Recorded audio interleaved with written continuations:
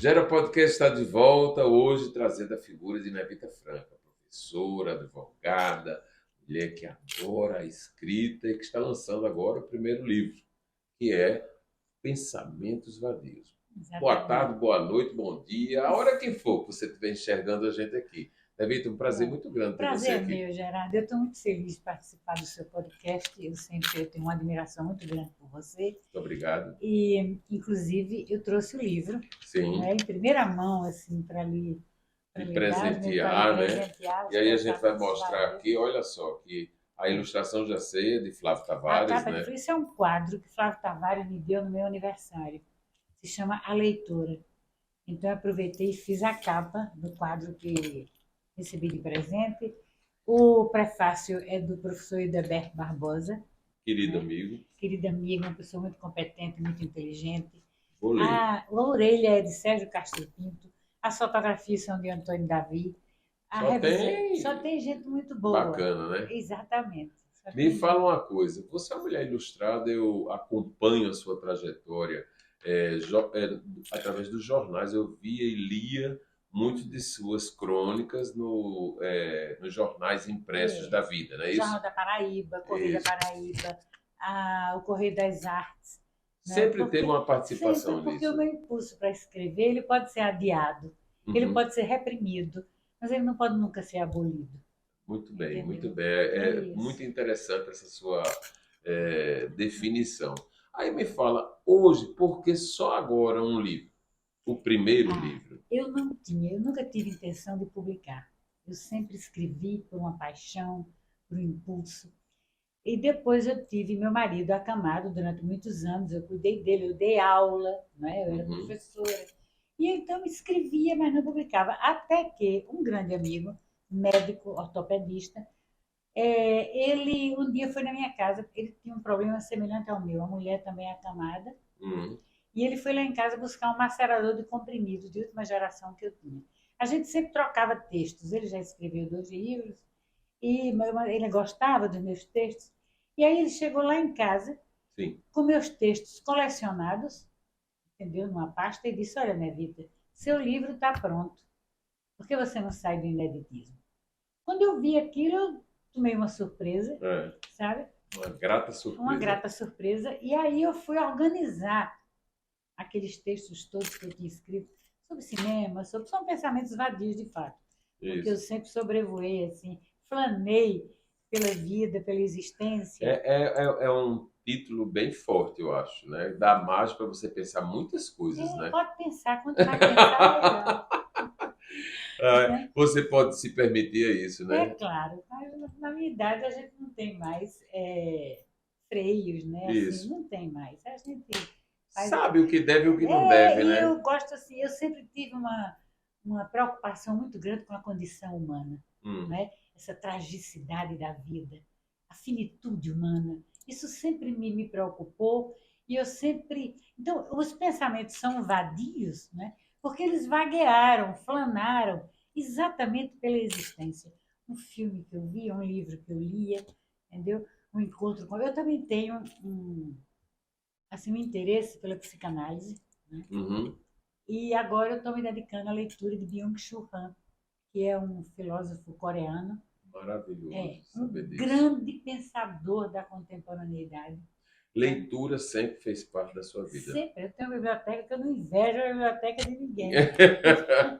Você tem ciúme dos seus livros? Demais. Não gosto de emprestar, A sabe? história de Não, emprestar. que a gente não Rabisca empresta. ele.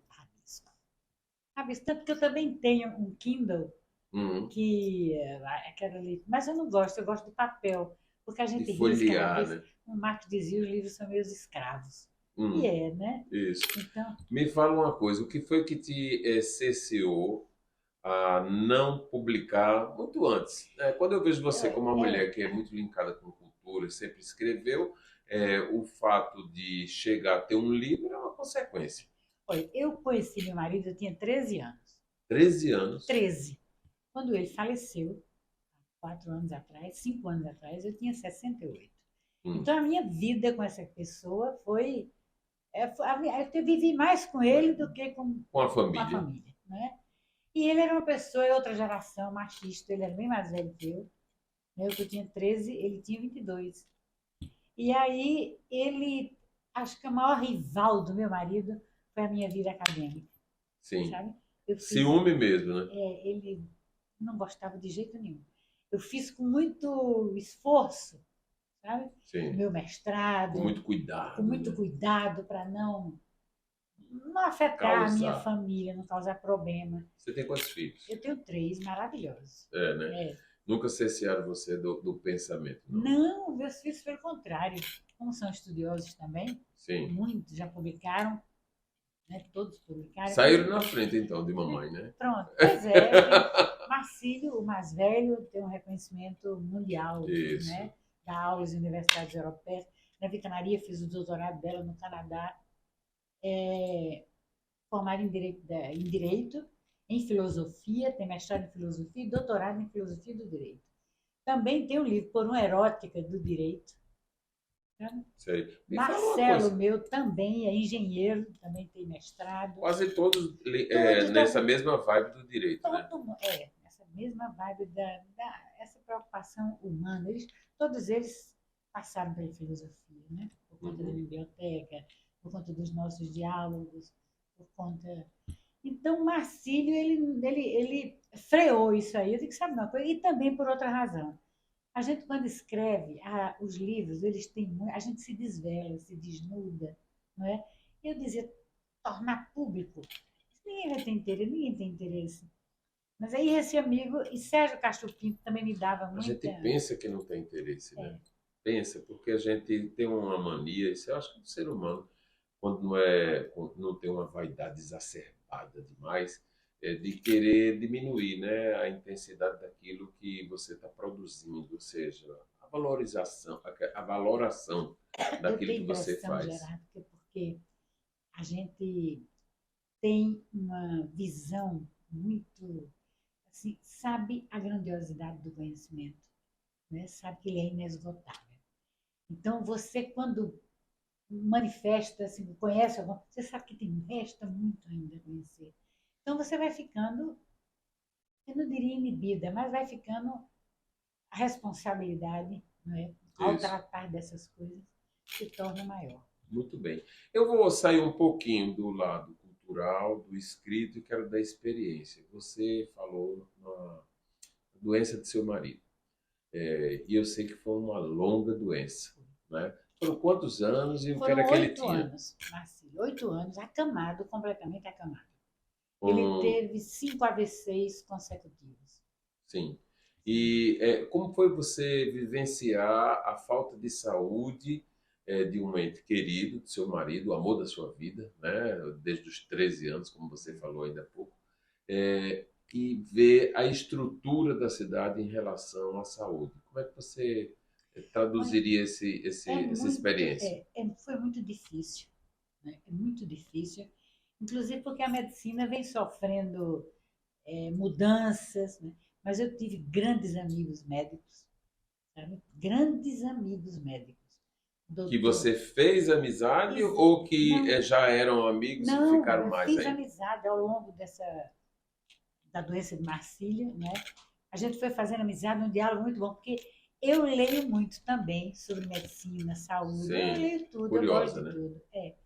E há uma corrente médica, slow medicine, Sim. que é o filho de é o filho de Norberto Bobbio, que é filósofo do direito, e ele se chama Marco Bobbio. Ele é um cardiologista italiano e ele escreve exatamente sobre isso que está acontecendo hoje, essa mania, não é, de saúde. As pessoas já não comem mais por lazer, não é? As pessoas comem para ter saúde. Sim. As pessoas não passeiam mais vendo a rua, a vida, as casas, não. Percebendo as coisas, não. As pessoas caminham, né, numa velocidade, caminham para... Sem tempo, né? Para cumprir uma obrigação. Não, e porque querem, acham que ali vão ter a vida eterna com aquilo. Não é verdade? Então, o professor Marco Bobbio, ele tem um livro interessantíssimo, que é O Doente Imaginado. E ele diz, chega a dizer claramente que as pessoas estão se preocupando tanto com prevenção, com a falta de lazer, que está perdendo a vida, está se ocupando com isso. Você está falando algo que me tem perturbado nesses últimos tempos, com cuidado exacerbado na saúde. Eu sou diabético e tenho que ter cuidados, mas eu fico me olhando agora, assim, você falando, assim, meu Deus, é o tempo todo olhando. Não posso ultrapassar as calorias, tenho que fazer atividade física, tenho que controlar o açúcar, tenho que andar, tenho que fazer. Aí você, é tudo em função da saúde. E isso ocupa tempo, né? Ocupa mais você tem um problema da diabetes, você precisa cuidar dela, não é Sim, verdade? Mas o que ocorre hoje é que às vezes as pessoas não têm absolutamente nada, entendeu? E entendi. ficam até as crianças estão sendo medicalizadas, não é? Uma criança inquieta que pergunta, Aí inventam logo uma síndrome, inventam logo né? uma síndrome, entendeu? Ela tem Hiperativa, hiperativa, um né, transtorno. transtorno não sei do que, compreendeu? E a rebeldia é própria da criança. É verdade, é Não é? É verdade. bom que ela pergunte. Eu fui uma criança inquieta. Ô, Nevita, você é uma mulher muito ilustrada, eu sei disso e não está aqui, missa de corpo presente. Mas como é que você enxerga hoje esse momento tão do politicamente correto, né? Que a gente não pode dizer as coisas que nós aprendemos, não podemos falar, temos que ter comedimento, tem que ter um cuidado, porque alguém pode se magoar porque você falou isso ou Eu acho que é aquilo. aquele que Aristóteles dizia virtus e médium. A virtude está no meio. Sim. Né? Você tem que ter uma moderação, você tem que ter prudência. Né? Sempre, né? Sempre, sempre. Com tudo que a gente aprendeu, mas tendo prudência, você não vai errar. Agora, essa fiscalização, né, do politicamente correto, eu também vejo com uma certa reserva. Uma chatice, né? Uma chatice, exatamente. Glória Maria, numa entrevista, talvez uma das últimas que ela deu, ela falou que estava muito chato viver atualmente, né? Que ela não, por exemplo, ela tinha muita vontade de escutar as cantadas do assédio, Sim, né? Claro. Porque ela passava, ela queria escutar que o homem estava gostando, mas não pode mais, né? Não podia dizer, fazer um carinho com a negra, que ela era uma mulher linda, um todo, né? Eu até classifico, ela não era bonita, mas ela num todo a pessoa se encantava com ela. Eu tive algumas vezes com ela e ficava impressionado. E aí fica chato mesmo esse cerceamento. Eu tenho uma paixão muito grande pela vida, sabe, Gerardo? A vida é perpassada por um viés de tragicidade muito grande, mas a gente sabendo lidar com as adversidades, compreendendo essa face bela e fera que a vida tem, ela é uma aventura apaixonante. Né? Você vê um problema aqui, um problema ali, mas viver é uma coisa que apaixona.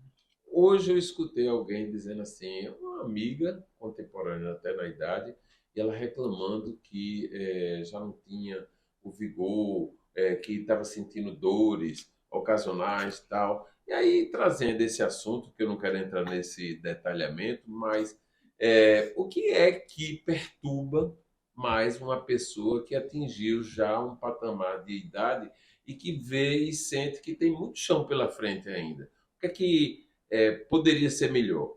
Estou falando isso porque escutei outro dia um desabafo seu reclamando alguma coisa. Não compreendi muito bem sua pergunta. Você está sobre a velhice. Sobre a velhice. O que é que incomoda na velhice. Isso, o que é que incomoda. Outro dia você assim... Eu fico muito feliz de envelhecer, porque a outra opção é terrível. Essa é a que ninguém quer, né? Essa é a que ninguém quer. Então eu me sinto muito feliz de envelhecer, né? Estar próxima dos meus filhos. E depois eu sou uma pessoa muito ativa, né? Demais, eu acho. Eu escrevo, eu pinto. Não sai muito. Você outra hora estava falando aqui que sai pouco. Eu gosto do meu jardim, eu saio pouco. Ultimamente eu até tenho saído mais, mas eu gosto do meu jardim, sabe? Eu gosto de escrever, eu gosto de, às vezes, cozinhar. Sim. Sabe? Eu não cozinho bem, mas experimenta, né? Se vem uma pessoa na minha casa, eu gosto de fazer, eu tenho um prazer de preparar, nem que seja uma bandejinha de frio, mas eu fazer. Parece que tem um quê a mais, né? De você preparar aquilo. Parece que você despeja a emoção ali, né? Em síntese, a minha vida, na verdade, ela é movida a afeto. Muito Sabe? bem, é muito bacana. Afeto. As pessoas não se lembram do afeto no dia a dia de hoje, não, Não, né? o afeto, a ternura, sabe? Você temperar a vida com ternura. Então, a velhice, para mim, tem essa, essa coisa boa, que é você, primeiro, tá ali, tá viva, É, né? E depois você amadurece, você adquire uma sabedoria, uhum. né? Que você começa a conviver com pessoas com quem Pro- você troca afeto, escambos afetivos. Eu É, acho isso é maravilhoso. muito bom mesmo. A preço de agora, você é uma mulher realizada profissionalmente. Sim. O que é que te falta ainda a chegar lá? Falta muita coisa? Eu não planejo, Deixa sabe? acontecer. Eu deixo acontecer. Eu não Mas tem planejo. sonhos? Claro, a gente sempre tem sonhos, não é? É, E o sonho é esse, é, por exemplo, não depender de de ninguém. ninguém, né? Eu queria chegar até o último instante da minha vida lúcida. Assim como Diana Guzmão, né? Que simplesmente um dia eu queria, estou aproveitando porque eu não pude fazer entrevista com ela como eu estou fazendo com você. Um dia ela conversando comigo disse assim: eu sou uma mulher muito feliz, Geraldo.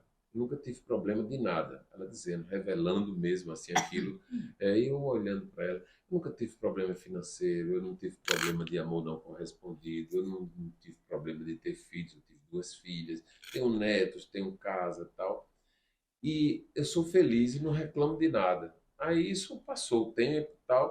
Aí agora já com a idade bem avançada, mas com saúde, né? Frequentando as Isso é festas, maravilhoso. né? Conversando com o raciocínio perfeito. Um dia foi dormir e não acordou mais. Não foi nem para o hospital, não teve nenhum momento de doloroso. É isso que você está falando. Sim, sim. Porque a experiência que eu tive com meu marido, entendeu? Assim, acamado, dependendo para tudo. E olha, era um atleta. Na verdade, a paciente de risco era eu, que eu era hipertensa, Sim. entendeu? Eu não sou de fazer dieta, de nada disso. Eu vivo a minha vida, não tenho essas restrições. Marcílio nadava, caminhava, jogava basquete, um atleta, É, velejava divinamente, imagine aí, né? entendeu? Quebra Agora, tudo que se prega por quebra. aí, né? Agora, tinha uma coisa que eu não tenho. Sim, Eu sou uma pessoa muito assim, muito calma, para resolver as coisas, tranquila. sim. Marcílio ficava estressado com pouca coisa no trabalho, entendeu? Tinha uma tensão.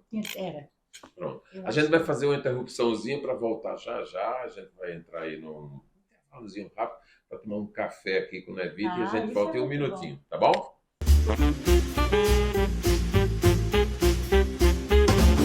Então, e a gente está de volta. Olha, antes de fazer um brinde aqui especial com Nevita Franca, que é a nossa convidada de hoje, nós vamos brindar aqui com um café São Brás maravilhoso. Eu quero dar uma dica para você que está aí nos cuidados, né, com a saúde.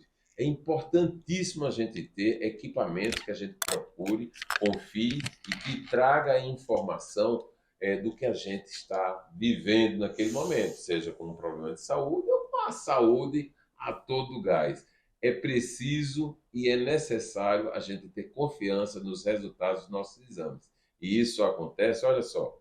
A Nova Diagnóstico realiza tomografia computadorizada, ressonância magnética e vários outros exames que auxiliam sua saúde. Porque saúde é tudo. Imagem é Nova. Bom, tá dado o recado, né? E a gente volta agora aqui. Vamos brindar, né, Vitor? Café São Brás pra gente, a A vida, né? vida, Olha só, não, a muito bom, viu?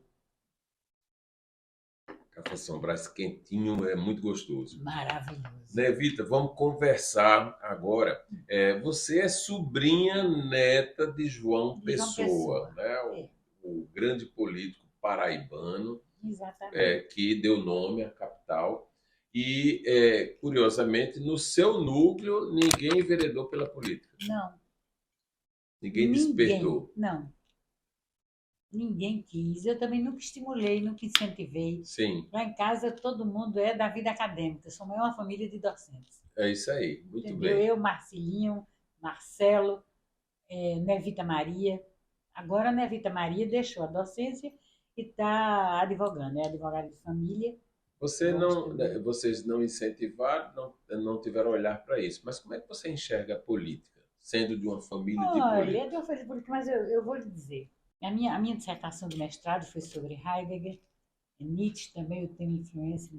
Então, eu acho que a solução para o mundo ela não é política, é a arte. É Entendeu? mesmo, olha só, eu não tinha escutado ninguém falar isso. Eu acho que a saída é a arte, entendeu? A gente ainda precisa. Muitos conceitos, né, que alicerçam a política precisam ser repensados. Isso. O Né? mundo girou e evoluiu. Exatamente, precisam ser repensados. E eu acho que é a arte, a criatividade. A gente ainda precisa criar formas novas de convivência humana. Muito para bom. que o mundo tenha saídas. Mas, bom, você falou que já tem outro livro, que deveria ser o primeiro. E por que não foi? Já está pronto, As Cartas de Berlim, entendeu? Sei. As Cartas de Berlim, porque é essa que eu lhe falei. É a correspondência que eu mantive com meu filho, ele estudante em Berlim. Em Berlim. Sim. Ele foi novinho, com uma bolsa, e estudou alemão lá. Uhum. E era a primeira vez que eu ia à Europa, foi quando eu fui visitar ele. Uhum. Como foi desgarrar da mãe o primeiro filho Eu da sempre Europa? estimulei, mas eu estimulei sempre. Todos os meus moraram fora. Uhum. Certo? Eu sempre estimulei porque eu acho que é importante eles ter essa esse experiência, enfrentamento, né? da Enfrentamento, vida, a palavra é essa. Esse enfrentamento da vida sozinho, tendo que decidir, tendo que fazer por eles. E num país que não é o seu natal, né? Exatamente. Que sem o domínio total da cultura, da então, língua. a gente...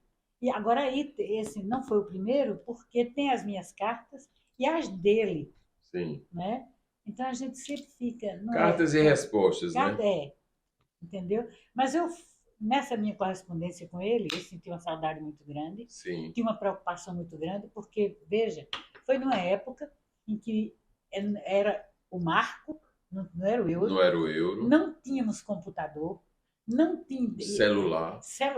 Esse imediatismo, nada. Né? E uma carta demorava dias, e muitos se extraviavam. E eu fui colecionando isso. Quando ele voltou, né? Eu colecionei essa coisa. Ele guardou lá? Eu que guardei. Sim. Quando ele voltou, ele guardou as dele. Sim. Né? E você guardou as que recebeu. Guardava, exatamente. Aí ele me deu, juntei tudo. E botei numa caixinha. E no aniversário dele, eu dei de presente a ele essa correspondência. Porque não era só a correspondência. Tinha fotografia, cartõezinhos. Sim. Coisas que nós vivemos. Porque eu fui encontrar com ele, eu era estudante do mestrado. Entendeu? Eu fui com pouco dinheiro. E eu estava assim, extasiada com aquilo que via. Eu tinha sonhado a vida inteira conhecer a Europa. E a gente pintou um apartamento em Berlim, para poder, com esse dinheiro, a gente ia a Paris, ia a Amsterdã. Mas eu tenho fotografia. Você saiu para trabalhar e pintar lá? Não, eu fui para visitar. Sim. Mas quando chegou lá, um amigo nosso, alemão, disse, eu queria tanto pintar esse apartamento, eu pinto. A gente pinta, né? E aí a gente pintou. E aí nós fomos, a viagem, fui a Paris, fui a Amsterdã, fui a Berna. Mas parece que era mais barato mesmo, porque quando eu fui a primeira vez, tem um tempo lá nos anos 80, o dinheiro que eu levei jamais daria hoje para enfrentar os 28 dias que eu passei, porque eram viagens longas. Eu não tenho medo de viver, entendeu? Olha, eu nunca tinha visto, né? Nessa viagem a Berlim, eu nunca tinha visto na minha vida um karaokê. Sim. Nunca. Aí Marcelinho disse, mãe, vamos dar uma voltinha hoje à noite para você conhecer a vida noturna de Berlim? Vamos. Aí eu entrei com ele num pub irlandês chamado Oscar Wilde. Sim. Eu encantadíssima com aquilo. Quando eu vejo, tem uma televisão passando a letra da música. Isso. E umas pessoas que cantavam, olhando para... Marcelinho, o que é isso? Isso é uma coisa que tem aqui agora. Se chama karaokê. Quando a gente está nessa conversa, o garçom chega me trazendo uma espécie de um cardápio que era de com músicas. Um monte de música, e eu conhecia duas. Red Roses for a Blue Lady. Sim. E Surrender. Você cantou? Ora, não. Eu disse, Marcelinho, eu vou cantar. Não, você não vai cantar. Eu disse, não, eu vou, porque eu ainda nunca experimentei o aplauso da noite. Eu vou. E aí, ele disse, não vai. E foi buscar uma cerveja pra gente. Quando ele vinha voltando, Você já estava cantando? eu já escutei o Frau Franca. Aí eu digo, sou eu. Aí eu fui pra cantar. E aí, cantar aquilo foi uma coisa muito, assim, uma aventura na minha vida, mas maravilhosa, porque eu sempre fiz tudo que quis. Qual Né? foi a reação do marido quando soube que você tinha ido Aí, ao palco? como ele já estava aqui, ele estava aqui, Sim. né? Quando chegou, foi Marcelinho que contou. Não, ele dizia, você tem umas coisas... Mas ele, no fundo, ele admirava, Isso. sabe? E eu me senti sempre muito amada. E que é o mais importante, Pronto, né? entendeu? Por isso que eu respeitava também essa coisa dele com a vida. Às vezes ele ia assistir aula na minha sala de aula à noite. Uhum. Entendeu? E esse momento de viver, você viveu dos 13 até bons anos de vida, teve filhos, viajou e tal, mas os últimos anos de vida dele foram numa cama.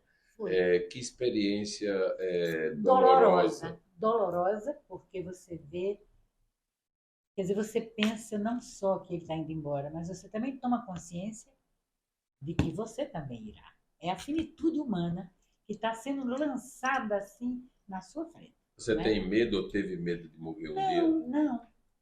Porque eu tenho tido a sensação, nesses últimos tempos, eu vejo fulano morreu, Beltrano morreu. Eu vou sentindo que realmente o que a gente não pensava lá atrás, né, que a morte sempre estarrece, sempre é um sofrimento para quem fica, claro, mas todo mundo vai, por que é que eu não vou, né? Então, não, eu acho que tem uma coisa eu não quero, né? Pensar a morte, mas não nem com medo, nem com nada. A gente tem que pensar a morte no sentido, quando você toma essa consciência da finitude, é fazer tudo como se você estivesse fazendo pela última vez. Então, se você vai escrever, você procura escrever tudo o melhor que você puder. Se você quer dar um bom dia, uma boa noite, você dê realmente sentindo aquilo, né? Como se fosse a última vez. Porque aí a vida adquire um sentido. Porque a verdade é como se, para Sartre, a vida não tem sentido nenhum. Né? Nós marchamos para o nada, nós marchamos para a morte, e viver é um absurdo. Mas Heidegger diz, não, a gente dá sentido à vida. Seu link com a cultura, com os personagens, com os símbolos alemães, partiu ou aconteceu com a ida de seu filho para a Alemanha ou já vinha de antes? Não, porque antes dele ir, eu fazia o mestrado, né? Eu tinha muito interesse, eu estava lendo Ser e Tempo, de Heidegger, e eu fiquei muito encantada com aquela preocupação dele com o ser, com aquela que não é ética, porque Heidegger não escreve uma ética, não é? Sim. Mas há uma concepção que está ali por baixo de que a ética é a correspondência ao ser que somos, essa coisa da autenticidade. Não é o dever, é o ser que conta mesmo. Conta, não é? Ser o que é. E para isso é preciso uma coragem, para isso é preciso uma disposição, né, para você enfrentar a vida como você é.